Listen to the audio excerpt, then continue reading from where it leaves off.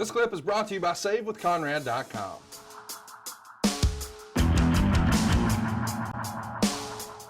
About Mike Jackson. Alan says, what does Arn think is the secret of Mike Jackson's longevity in wrestling? He's still wrestling past 70 and he still looks good at the same time. How does he do it? And he can still wrestle. He still drop kick, still leapfrog, still do all those things. God blessed him with injury. I think injury-free. I'm sure he's had some injuries, but mostly injury-free, the big ones. I don't see any scars on his knees. I don't see any scar on his neck.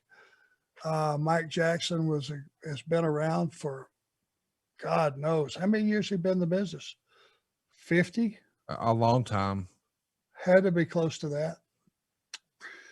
Just God blessed him with a lot of tools, and he's a level-headed guy, and he's a hustler. He gets out there, and I think he has wrestled consistently the entire time that he's been in the business.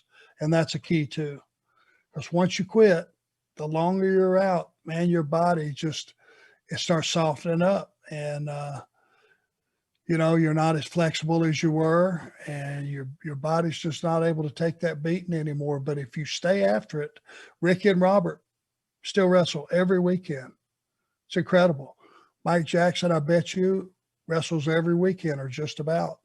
He's just one of those rare guys that God gave a gift of longevity, and he loves the business, and it couldn't happen to a better guy. I just did some quick research. He first had an introduction into the business in late 70 as a referee. So as you and I are talking here, he's in year 51. Wow. It's pretty remarkable. Yeah, it is.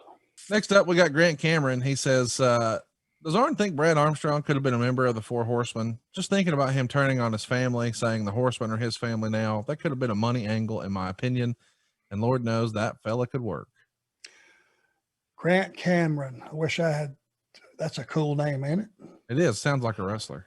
I wish I'd have stole that years and years ago. I did okay. Brad Armstrong, as most people know, are in my top 5 of workers of all time. And I don't know where he fits, but he's in that elite top 5. I don't think he would have fit as a horseman because Brad was a pure babyface. He had babyface skills.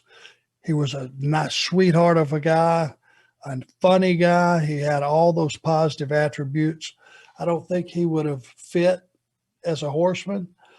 But I think Brad, if he could have ever got over that hump of just being himself and not, his dad was so heavily impactful in his life. I think Brad always tried to emulate Bob, and there's only one Bullet Bob Armstrong with his promos and that type stuff.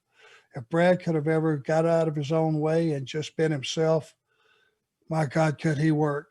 And he was a great friend of mine. I loved Brad. I had the opportunity to spend some time with Brad, and when I was in Pensacola and different times throughout our career, I just love the guy. And I just don't think he would have made a good horseman.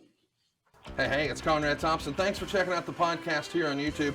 Be sure to hit the subscribe button and the notifications bell so you get a notice anytime we upload some new content. And go save yourself some money right now. If you're in a 30-year loan or you have credit card debt, it's not a matter of if I can save you money. It's a matter of how much. Find out right now for free at SaveWithConrad.com.